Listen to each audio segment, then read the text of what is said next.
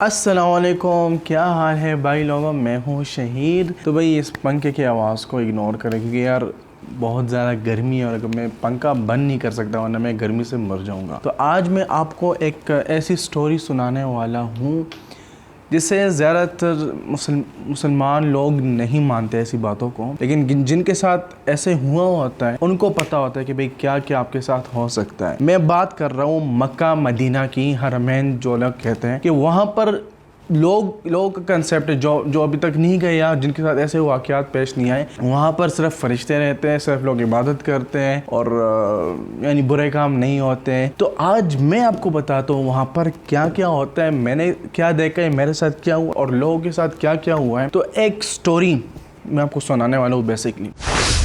तो देखिए हुआ यूँ कि आज से तकरीबन 3 साल पहले की बात है, 2016, जब हम सऊदी से पाकिस्तान शिफ्ट हो रहे थे परमानेंट। तो वो आखिरी रमज़ान था, यानी आखिरी उस टाइम के लिए। तो मैंने अपने अब्बू से कहा कि नहीं आखिरी रमज़ान है, पता नहीं फिर कब आना नसीब हो, तो आप ऐसा करें कि मुझे इजाज़त दे दें कि मैं जितने भी दिन रह गए रमज़ान के मैं वो हरम में गुजारना चाहता हूँ। पहले अब्बू ने मना किया कि भाई नहीं, वो तुम छोटे हो और एक्सपीरियंस नहीं है और कोई मसला ना हो जाए, लेकिन मैंने उन्हें कन्विंस कर लिया और हम फिर इकट्ठे मक्का चले गए।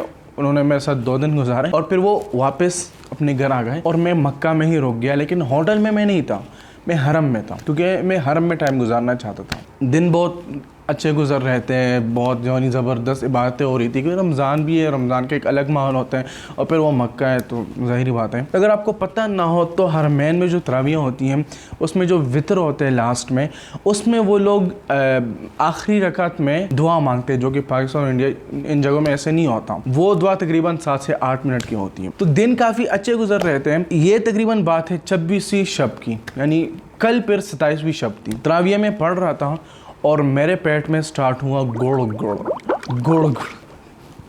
तो मैंने सोचा कि भाई यार तराविया तो थोड़ी रह गई है, तो ऐसा करते हैं कि तराविया में पढ़ लेता हूँ, वितर में फिर अकेले पढ़ लूँगा। तो जैसे तराविया ख़त्म हुई है मैं भागा वॉशरूम की तरफ और नज़दीक मेरे वो वॉशरूम्स थे जो नए बने हुए थे और नए वॉशरूम्स में ज़्यादा लोग नहीं थे। एक तो तराविया के टाइम था क्योंकि ज़्यादा लोग तराविया पढ़ रहे थे और दूसरा वो नए बाथरूम्स थे तो इस वजह से ज़्यादा लोग इसलिए वहाँ नहीं थे। तो मैं जब गया तकरीबन 200-300 वॉशरूम्स में, ख्याल में 9 से 10 लोग थे टोटल, इतने ज़्यादा वॉशरूम्स में। और उसी टाइम मुझे कॉल आई अब्बू की कि देखो बेटा अपने सारे पैसे एक जेब में ना रखो क्योंकि कुछ भी हो सकता है, गुम सकते हैं पैसे या कुछ ऐसे हो सकता है, गिर सकते हैं पैसे। उन्होंने सिर्फ मुझे गिरने का और घूमने का कहा था कि शायद गुम हो जाए या गिर जाए। चोरी का मेरे ज़हन गुमान में भी नहीं था कि भाई चोरी भी हो सकता है। तो मैंने कहा ठीक है। मैंने कुछ पैसे निकाले और अपने सामने वाले जेब में रख दिए और बाकी पैसे मेरे बैग में ही थे जो कि मैं कपड़ों के नीचे पहनता था। ये 6 दिन मैंने कपड़ों के नीचे ही पहने थे। तो हुआ यूँ कि वो जो बैग मैंने कपड़ों के नीचे पहना हुआ तो वो काफ़ी चुभ रहा था मुझे।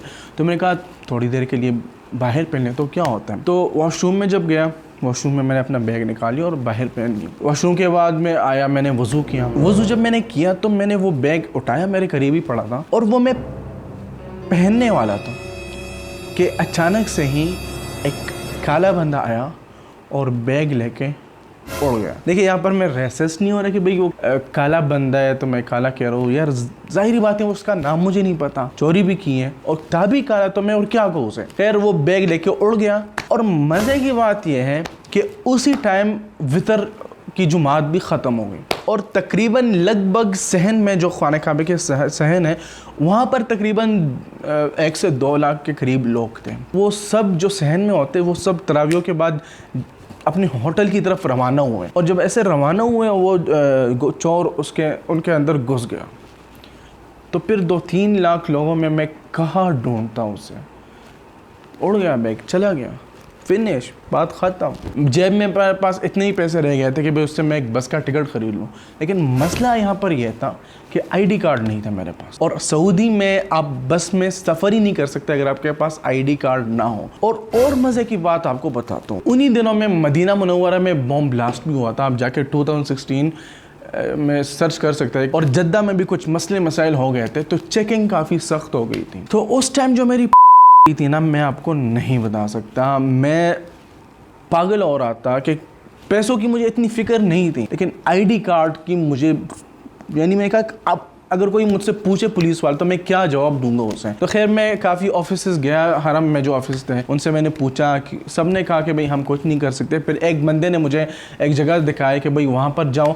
अक्सर चोर लोग ऐसे करते कि भाई पैसे ले लेते हैं बैगों से और फिर जो कार्ड्स होते हैं ID कार्ड वो सब फिर वहाँ जमा करवा रहे थे। तो वहाँ जब मैं गया तो काफ़ी लंबी कतार लगी हुई थी। मैंने कहा शायद ये कोई और लाइनों का दिन किसी और चीज़ के लिए लगी हुई हो। ये जब मैंने सबसे पूछा तो सब लोगों से चोरी हुई होती। कुछ लोगों से 10,000 रियाल, कुछ लोगों से 10,000 यूरो, कुछ तुर्की से लोग आए हुए थे तराफ करते हुए उनसे।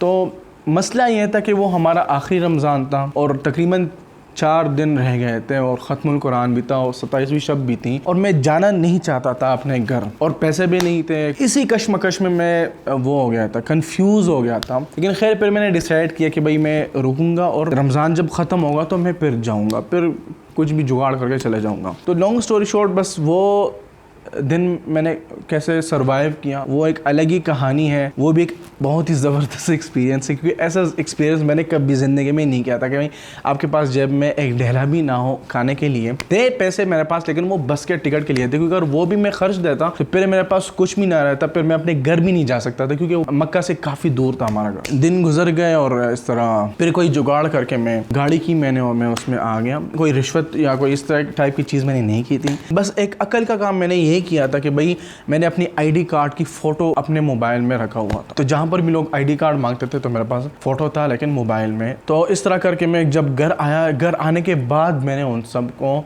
ये सारा वाक़या सुनाया। और एक और मज़े की बात आपको बताता हूँ कि आज से तकरीबन 6 साल पहले तकरीबन एक ही दिन में 4 जोड़े मेरे चप्पलों के चोरी हुए। ये नहीं कि मैं कोई गलत जगह रख रहा था, सही यानी जो चप्पलों की जगह होती हैं वहाँ पर मैं सही तरीके से रखता था, उसके बावजूद भी गायब। तो ये सोच के ना जो कि हरम है तो कुछ नहीं हो, वहाँ पर ऐसी चीज़ें नहीं होगी। मैंने बहुत कुछ देखा है वहाँ पर जो कि बताने लायक भी नहीं है। इस स्टोरी से आप लोग क्या सीखते हो? जब भी आप किसी भी जगह ट्रेवल कर रहे हो, अगर आप के साथ कोई और जा रहा है तो भाई हमेशा पैसे डिवाइड करके रखा करो अपने पास भी।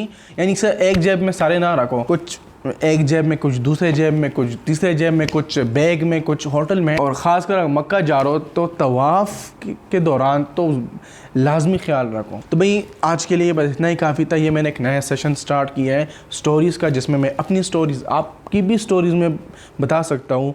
आप अगर मुझे बताना चाहें तो मुझे इंस्टाग्राम पर मैसेज कर सकते हैं और उन स्टोरीज़ से हमें क्या मैसेज मिलता है वो हम इस वीडियो में बताएँगे। तो अगर कुछ मैसेज करना चाहे तो मेरे इंस्टाग्राम आ रहा है, यहाँ पर मुझे मैसेज करके बता सकते हैं।